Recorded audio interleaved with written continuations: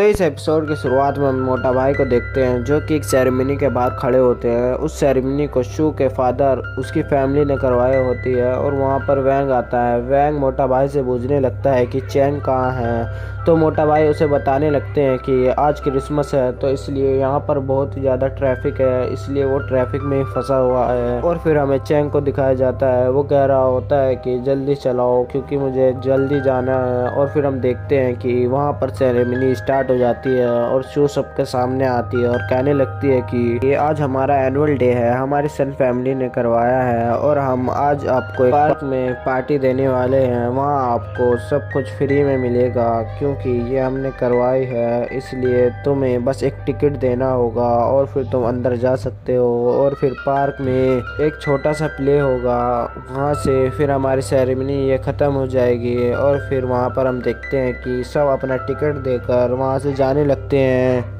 वो एक तरह से एक इनविटेशन कार्ड ही होता है। और फिर हम अंदर का नज़ारा देखते हैं जो कि बहुत ही अच्छा होता है। और वहाँ पर हम देखते हैं कि शू वैंग को कहीं ले जा रही होती है और शू वैंग से कहने लगती है कि मेरे ग्रैंडपा ने कहा है कि मैं अपनी लाइफ का सबसे इम्पोर्टेंट पर्सन को यहाँ लाऊं, इसलिए मैं तुम्हें ले जा रही हूँ। और फिर वो उसे पैलेस के अंदर ले जाने लगती है और फिर सीढ़ियों पे उसे रोकती है। और फिर वहाँ पर शू वैंग से पूछने लगती है कि आज रात मेरे यहाँ पर कोई भी नहीं है और मैं तुम्हें डिनर के लिए इनवाइट करना चाहती हूँ। और फिर वैंग साफ साफ हाँ कर देता है और फिर वो अंदर जाने लगते हैं। लेकिन तभी वो देखती है कि उसके ग्रैंडफादर वहीं बैठे हैं और उसे घूर रहे हैं। और तभी वैंग भी उन्हें देख लेता है और फिर वो एक साथ खाना खाने लगते हैं। और वहाँ पर शू के ग्रैंडफादर बहुत ही तमीज़ से खा रहे होते हैं, लेकिन वहाँ पर वैंग के लिए जो नूडल्स आए थे वो उन्हें वैसे ही फाड़ने लगता है। और फिर उसके ग्रैंडफादर वैंग के बारे में पूछने लगते हैं कि तुम कौन हो और तुम शू के क्या लगते हो। और फिर शू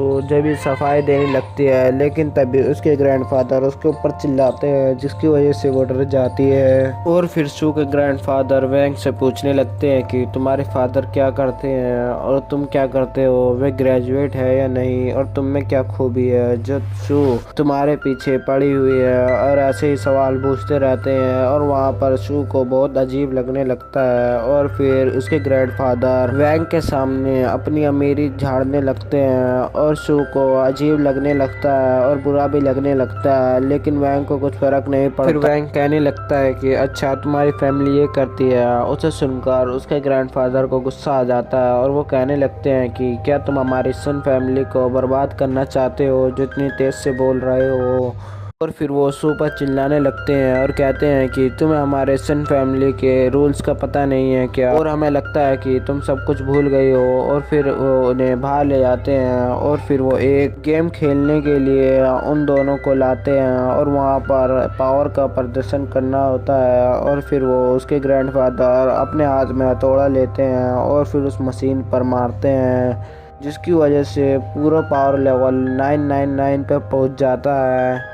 और फिर सब तालियां बजाने लगते हैं और उसके ग्रैंडफादर खुश हो जाते हैं। और फिर वो हैमर वैंग को देते हैं और वैंग चुपचाप वहाँ खड़ा रहता है और फिर आराम से उसे टच करता है जिसकी वजह से कुछ नहीं होता और सब हंसने लगते हैं। और तभी वो मशीन तभी ब्लास्ट हो जाती है जिसकी वजह से सब चुप हो जाते हैं और हैरान भी हो जाते हैं। और फिर वहाँ वैंग को देखने लगते हैं कि ये बहुत ही ताकतवर है। और फिर उसके ग्रैंडफादर तीरंदाजी के कंपटीशन में उसे लेते हैं और कहते हैं कि वहाँ तुम्हें तीर मारना है इतनी दूर लाइट पर। और फिर वो उससे तीर मारते हैं, उनका तीर अलग जाता है लेकिन वो पीछे होकर उस तीर में अपना लालटेन घुसा देता है जिसकी वजह से वो जीत जाते हैं। और फिर वो कहने लगते हैं कि वैंग अब तुम ट्राई करो। और फिर वो भी ऐसे ही करता है, लेकिन वैंग बहुत तेज़ी से मारता है जिसकी वजह से तीर में आग लगने लगती है। और फिर वो आसमान की तरफ चला जाता है, अपने टारगेट पे नहीं लगता है, लेकिन वैंग कहने लगता है कि रुको ज़रा,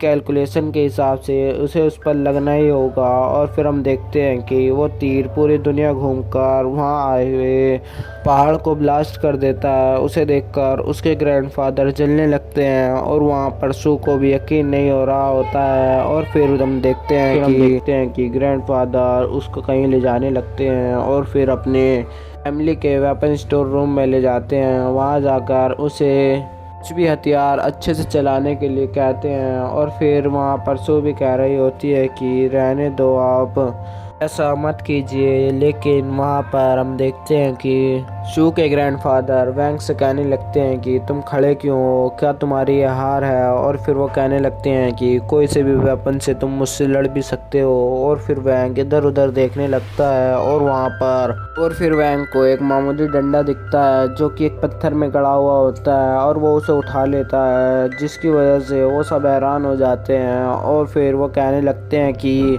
ने इतनी भारी वूकोंग की लाठी को उठा लिया है जो कि हजारों सालों से एक पत्थर में बंधी हुई। और फिर वो कहने लगते हैं कि तुमने ये कैसे उठा ली, क्योंकि ये हजारों सालों से इस पत्थर में गड़ी हुई है और अब तक कोई भी इसे निकाल नहीं पाया है। और फिर सब हैरान हो जाते हैं। फिर सब वैंग के सामने झुकते हैं और वैंग को समझ आ जाता है कि उसने फिर से कुछ गड़बड़ी कर दी है। और फिर वो वापस झटपटाते हुए उस लाठी को वापस पत्थर में रख देता है, जिसकी वजह से वहाँ पर भूकंप आने लगता है क्योंकि वो बहुत ही भारी चीज़ है। फिर हम देखते हैं कि वैंग अपने ट्रायल में पास हो चुका है और फिर सब कपल के साथ वैंग और सू भी एक लालटेन जलाकर उड़ा देते हैं और फिर यहीं पर एपिसोड ख़त्म हो जाता है।